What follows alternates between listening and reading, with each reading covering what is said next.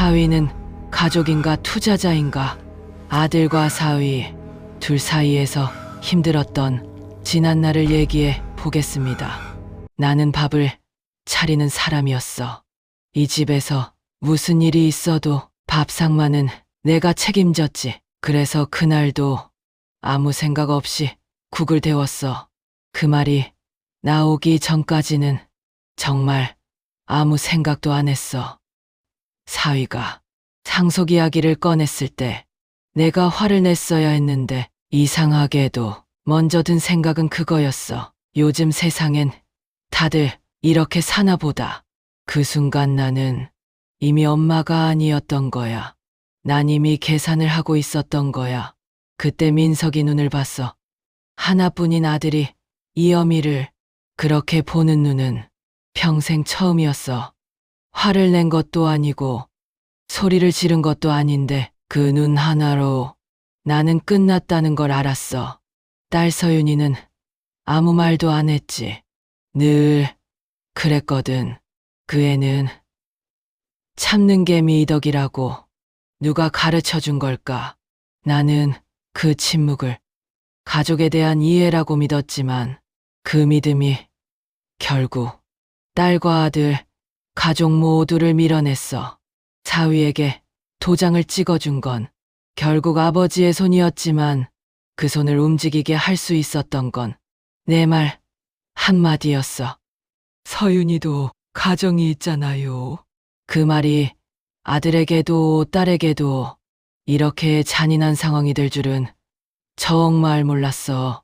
도장 찍힌 종이 한 장이 이 집을 이렇게 조용하고 삭막하게 만들 줄은 상상도 못했거든. 아들은 멀어졌고 딸은 발길이 끊겼지. 나는 아무것도 할 수 없었어. 아무것도 아닌 사람이 된 것 같았거든. 아들 민석이가 소리를 질렀을 때 나는 차라리 죽어버리고 싶었어. 아들의 그 목소리는 내 가슴 깊은 곳에서 나오는 울부짖음이었어. 그 애가 그렇게 무너질 때까지 나는 도대체 어디에 있었을까? 어김없이 나는 또 밥을 차렸어. 습관처럼 숟가락을 들지도 못하고 한참을 앉아 있었지. 그제야 알았어. 밥이 식은 게 아니라 가족이 식었다는 걸. 민석이가 말했지. 이제 매형 안 보고 살겠습니다. 그 말이 사위를 향한 거라는 건 알지만 나는 그렇게 들리지 않았어. 그건 어미인 나에게 한 말이었어. 어미는 늘 중간에 서 있어야 한다고 그렇게 생각하고 살았는데, 그랬는데, 하지만 중간에 서면 어느 쪽도 설 수 없다는 걸 나는 이제야 알았어. 지금 남은 건 어머니라는 이름뿐인데 그 이름이 이렇게 무거울 줄은 정말 몰랐어. 사람들은 말하더라. 부모는 자식들 어느 편도 들면 안 된다고. 그 말이 얼마나 비겁한지 나는 이제야 알겠어. 편을 안 든 게 아니라 도망친 거였거든. 나는 늘 공평하려고 했어. 그래야 좋은 엄마인 줄 알았지. 하지만 공평하다는 말은 사랑을 반으로 쪼개는 말이더라. 그렇게 쪼개지면 피가 난다는 걸 나는 왜 몰랐을까? 민석이는 어릴 때 툭 하면 울었었지.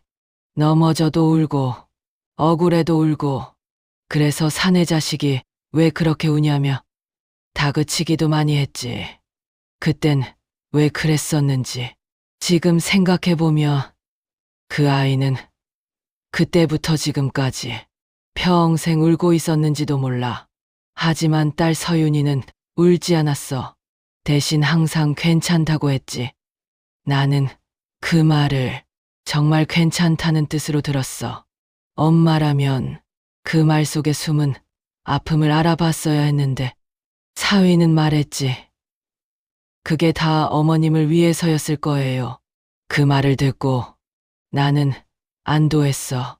누군가 날 대신해 나의 허물을 감춰준다는 걸 그땐 몰랐지.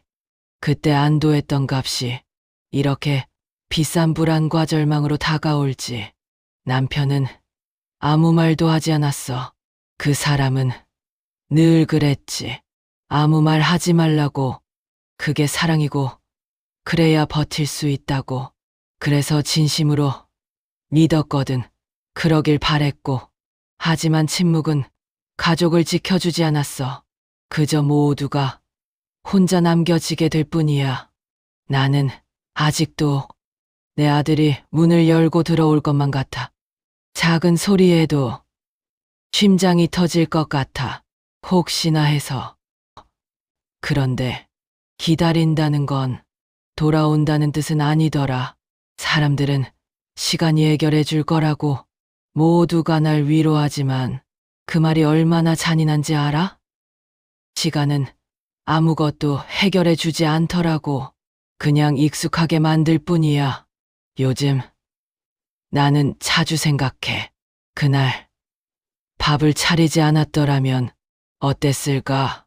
아니, 그 말이 나오기 전에 내가 먼저 소리쳤더라면, 그랬다면 어머니라는 이름을 아직 붙잡고 있었을까? 이제는 누가 나를 엄마라고 부를지 잘 모르겠어. 그래도 나는 여전히 밥을 차려. 혹시라도 다시 돌아올까봐. 어머니라는 건 포기해도 끝내 내려놓지는 못하는 이름이더라. 나는 좋은 엄마가 아니었던 거야. 이제 와서 인정해. 좋은 엄마인 척만 했지. 밥 차리고, 참고, 웃고, 그게 사랑인 줄 알았어. 근데 아니더라. 그건 그냥 겁먹은 거였던 거야. 민석이는 나한테서 버림받았고, 서윤이는 나한테서 이용당했어. 나는 공평하게 사랑한 게 아니라 상황에 맞게 골라 쓴 거야.